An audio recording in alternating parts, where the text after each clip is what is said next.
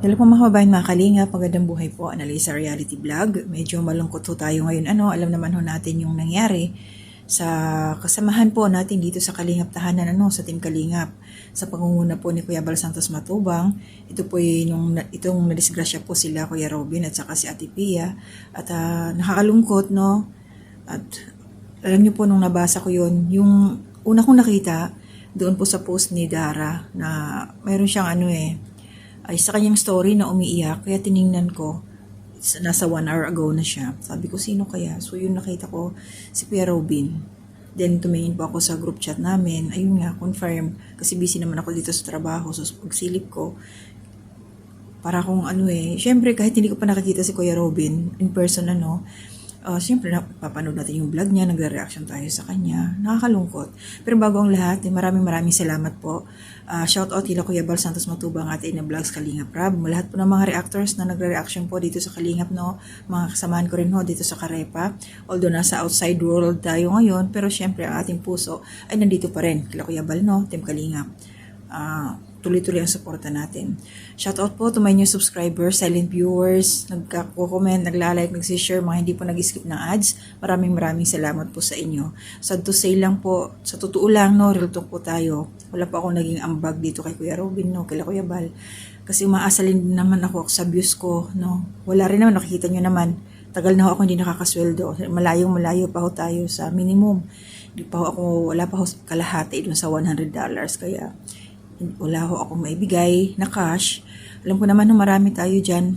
Kakaintindihan ho tayo at naunawaan nyo ako at naunawaan ko rin ho ang karamihan dyan, Ang tayong itutulong lang natin ngayon dito kila Kuya Bal ay manood sa lahat po ng kanilang mga ina-upload, mga update, at huwag po tayo mag-skip ng ads dahil dun po malaking bagay ho yun para kila Kuya Bal, kila Kalingap Rab, kasi hindi ho dito nagtatapos ang pagtulong at syempre maraming salamat talaga, grabe yung si Kuya Bal, Kuya, mag-iingat kayo talaga dahil simula nung nadisgrasya si Kuya Robin, gumawa kagad siya ng paraan, pinangunahan niya, ayun, ang tawag dito, kung sino yung nag-contribute ba, nag-ambag-ambagan, kung sino yung meron, wala sa pilitan. Kaya nagpapasalamat ako doon sa ating mga kasama sa Kalingap na meron silang kakayanan na mag-share. Thank you sa inyo at yun, pang pa-opera ni Ate Pia, na-operahan na nga ito. At ito ngayon, mayroong update si Kuya Bal. 6 hours ago, panoorin nyo po.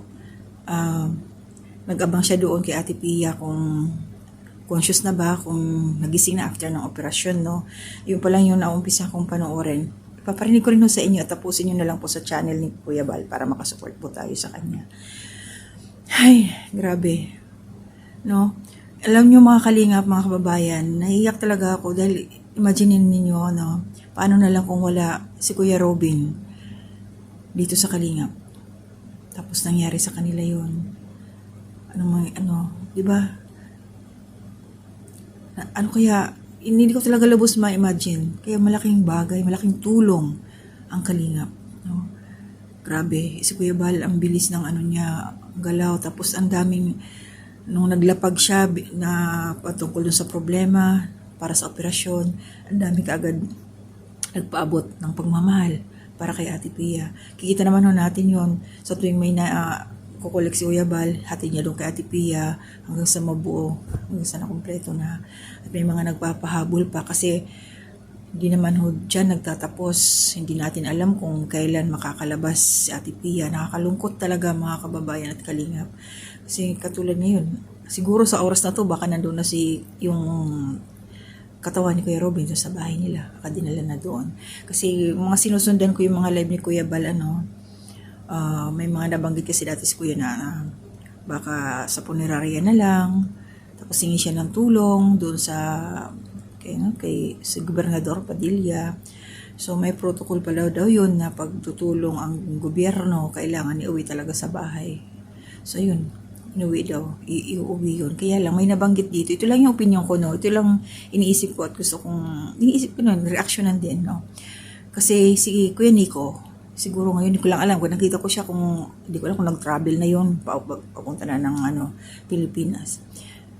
Parang may nabanggit kasi na, sabi ni Kuya Bal, parang i-cremate, Nung binanggit yung i-cremate, tapos dadalhin sa India yung abo niya, parang akong nalungkot. Kasi syempre naisip ko kaagad yung mga bata. Yung mga anak, nandyan eh. Asawa, nandyan eh. No?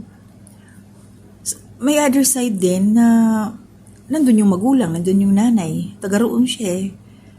Kailangan niyang ibalik kung saan siya nanggaling. Pero paano yung pamilya niya? Papayag kaya sila Ate Pia na yung kanyang asawa pupunta ng India, dadalhin? Siyempre may bayad yun. Hindi papayag yung eroplano na may dalang abo tapos walang bayad. Check yun eh. Kahit itago pa yun eh, makikita yun eh. O ano yung abo na yan? Baka mamaya pagkamalan pang di ba? Bawal, di ba? Yung bawal ng gamot, baka pagkamalan pa. Ang abo. So, ano kaya ang magiging desisyon nila? Pero sana consider na lang ng pamilya ng nanay. Diyan na lang sa Pilipinas. Kasi nandiyan yung mga anak, kawawa naman yung mga bata. Wala silang bibisitahin. Papa nila lang naman travel pa sila sa India. Pero may vlog sila kay Kalinga Prab. Reaksyonan ko yun. Naiyak din ako doon. Pero dito lang yung sobrang sakripisyo ni Kuya Bal. Pabalik-balik ng oras na yun. No? Ginagabi na siya. Madalos 12. Ito pakinggan natin. Umpisa lang ho. Tapos ito, bisitahin niyo po sa channel ni Kuya Bal. Ito ako ulit sa provincial. Ay, nasa provincial ulit tayo po. Babantay. Mabantay siya. Anong update kay Pia kung nagigising na? So, gising na po mga kaibigan ha? Ay, salamat. It's 10:53 na ng gabi. Grabe, mag-alas 11 na. Alas 10:53 na. Nasa provincial pa rin po tayo.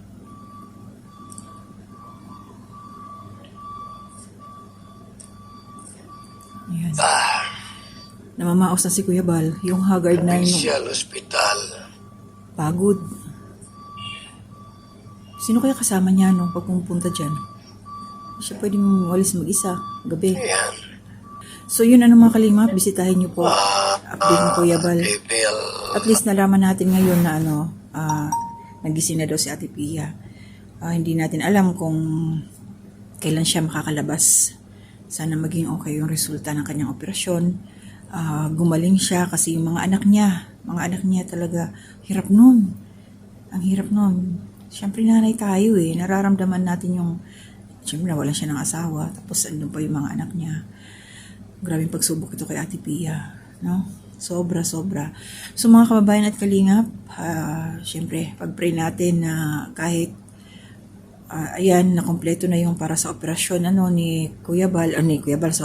ni Ate Pia, na ihati na doon ni Kuya Bal. Gaya ng sabi ko, sana may mga magbigay pa kay Kuya para tuloy-tuloy yung mga bata. Kasi syempre may gamutan pa yan pagkatapos ng operasyon. May mga gamot yan si Ate Pia. Kung hanggang kailan siya din sa hospital mag-i-stay, mga pagkain, yung bantay, tapos yung mga bata doon sa kanila. Sana antayin na makalabas si Ate Pia bago ilibing o kung ano man ang magiging desisyon kay Kuya Robin. Ang pangit naman na pasensya na mga kalinga. Na-imagine ko talaga na yung paano kung parang hindi kasi yata sila yung inimbalsa mo. Parang narinig ko tong sa vlog ni Kalinga, parang nilagyan lang ng gamot 3 days ganun. Hindi yata ginalaw yung kasi iba yung nila iba yung paniniwala nila. Hindi sila katulad sa atin na may 9 days. No? Nakakalungkot. Sana malagpasan to nila Ate Pia. Salamat talaga ng marami kay Kuya Bal. Salamat po doon sa mga nag-sponsors, doon sa mga nagbigay ng blessing. Salamat, sobrang napakalaking tulong yun. At shoutout kay Kalingap Alvin, napanood ko yung kanyang vlog.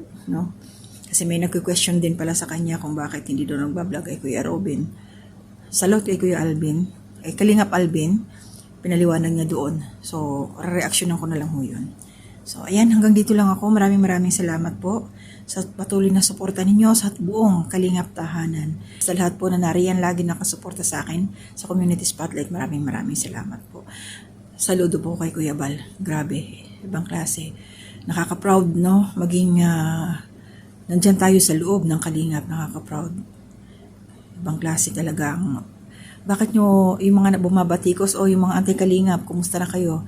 Bakit hindi nyo reaksyonan itong ginagawang galawan ni Kuya Bal sa pagtulong dito ngayon kila Ate Pia, no? Paano niya pinangunahan? Ang bilis, no? Matik. Grabe. God bless po. More blessings doon sa mga nagtumulong, no? Nag-share ng blessing. Siksikliglig o tumaapo pa ho ang ibalik sa inyo na grasya sa pagtulong ninyo dito sa pamilya ni Kuya Robin. So tayo po na mga walang naitulong, kundi ang manood lang at hindi mag-skip ng ads, maraming salamat po sa atin. Yun lang talaga ang ating maiaambag kay Kuya Bal. So yun lang, hanggang dito na muna ako. Ingat po tayong lahat always. To God be the glory and honor.